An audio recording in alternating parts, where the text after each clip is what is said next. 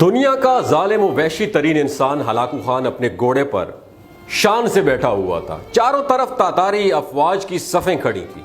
سب سے آگے Hulagu Khan کا گھوڑا تھا۔ ہلاکو خان کے سامنے قیدی مسلمانوں کی 3 صفیں کھڑی کی گئی تھیں، جن کو آج ہلاکو خان نے اپنے حکم پر قتل ہوتے ہوئے اپنی آنکھوں کے سامنے دیکھنا تھا۔ پھر وہ ظالم بولا کہ ان کے سر قلم کر دو، اور جلاد نے لوگوں کے سر کاٹنے شروع کر دیے۔ پہلی صف میں ایک کی گردن کٹی، دوسرے کی گردن کٹی، تیسری اور چوتھے کی گردن کٹی۔ پہلی صف میں ایک بے قصور بوڑھا غریب قیدی تھا، جو کہ اپنے گھر کا واحد کفیل بھی کھڑا تھا۔ وہ موت کی ڈر کی وجہ سے پہلی صف سے دوسری صف میں چلا گیا۔ پہلی صف کا مکمل صفایا ہو گیا۔ ہلاکو خان کی نظروں نے اس بوڑھے آدمی کو دیکھ لیا تھا کہ وہ موت کے خوف سے اپنی پہلی صف چھوڑ کر دوسری صف میں چلا گیا ہے۔ ہلاکو خان گھوڑے پر بیٹھا ہوا ہاتھ میں طاقتور گرز لیے اچھال کر اس سے کھیل رہا تھا، اور مسلمانوں کے قتل کا منظر دیکھ کر اس کھیل سے خود کو خوش کر رہا تھا۔ جلادوں نے دوسری صف پر تلواروں کے وار شروع کیے، گردنیں گرنے لگیں۔ جلاد تلوار چلا رہے تھے اور خون کے فوارے اچھل اچھل کر زمین پر گر رہے تھے۔ اس بوڑھے بابے نے جب دیکھا کہ دوسری صف کے لوگوں کی گردنیں کٹ کر اس کی باری بہت جلد آنے والی ہے، تو وہ بھاگ کر دوسری صف سے تیسری صف میں کھڑا ہو گیا۔ ہلاکو خان کی نظریں بوڑھے پر فوکسڈ تھی کہ اب تو تیسری صف آخری ہے، اس کے بعد یہ کہاں چھپنے کی کوشش کرے گا۔ اس بے وقوف بڈھے کو میری تلوار سے کون بچا سکتا ہے؟ میں نے لاکھوں انسان مار دیے، تو یہ بوڑھا شخص کب بچے گا مجھ سے؟ تیسری صف پر جلادوں کی تلوار بجلی بن کر گر رہی تھی۔ ہلاکو خان کی نظر مسلسل اس بوڑھے پر تھی کہ کیسے وہ بے چین ہو کر موت کی وجہ سے بے قرار ہے۔ تیسری صف کے انسانوں کی گردنیں گر رہی تھیں۔ جلاد بجلی کی تیزی سے اس بوڑھے بابے کو پہنچا تو ہلاکو خان کی آواز گونجی، رک جاؤ، اس کو ابھی کچھ مت کہو۔ بابا بتا، پہلی صف سے تو دوسری صف میں بھاگ گیا، جب وہ ختم آئی تو تم دوسری سے تیسری صف میں بھاگ گیا۔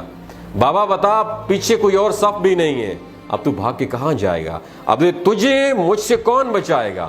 اس بوڑھے بابے نے آسمان کی طرف دیکھا اور کہا، میں نے پہلی صف کو اس لیے چھوڑا کہ شاید میں دوسری صف میں بچ جاؤں، لیکن موت وہاں پہ بھی آن پہنچی۔ پھر میں دوسری کو چھوڑ دیا، میں نے پھر تیسری صف میں پہنچا کہ شاید میں وہاں سے بچ جاؤں۔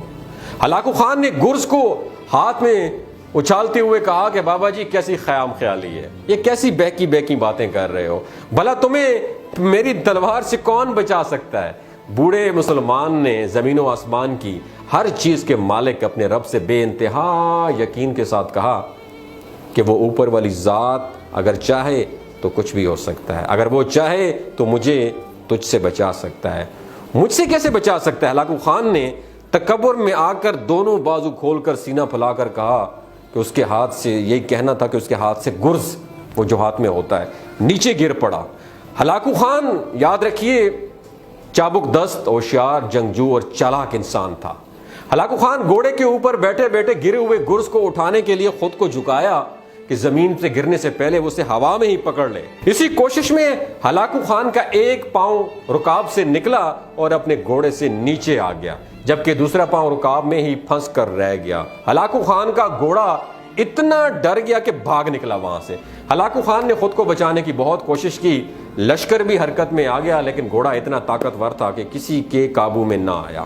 وہ ہلاکو خان کو پتھروں میں گھسیٹ گھسیٹ کر بھاگتا رہا، یہاں تک کہ ہلاکو خان کا سر پتھروں سے پٹخ پٹخ کر اس قدر لہولہان ہو گیا کہ اس کی روح چند ہی منٹوں میں اپنے اس تکبر بھرے وجود کو چھوڑ کر جہنم کی طرف پرواز کر چکی تھی۔ لشکر نے جب بے انتہا کوششوں کے بعد ہلاکو خان کے طاقتور گھوڑے کو قابو کیا تو اس وقت تک اس کا سر برے طریقے سے کچلا جا چکا تھا۔